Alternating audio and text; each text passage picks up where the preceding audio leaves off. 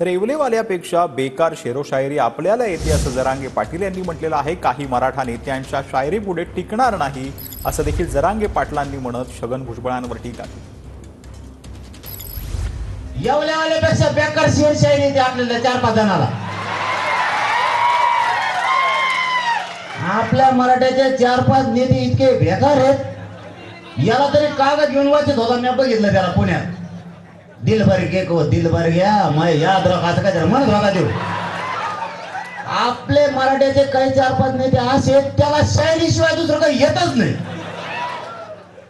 तू तर त्याच्या शायरीवर टिकूच शकत नाही। बघ मग आता झटके कसे लावतोय मी, तू आहे सांगा आता मध्ये त्याच्या अंगात ताकद नाही, कसला कान दिसतो तुला? का लग्न करायचं माझ्या संग? तुला करायचं काय? मग अंगात असं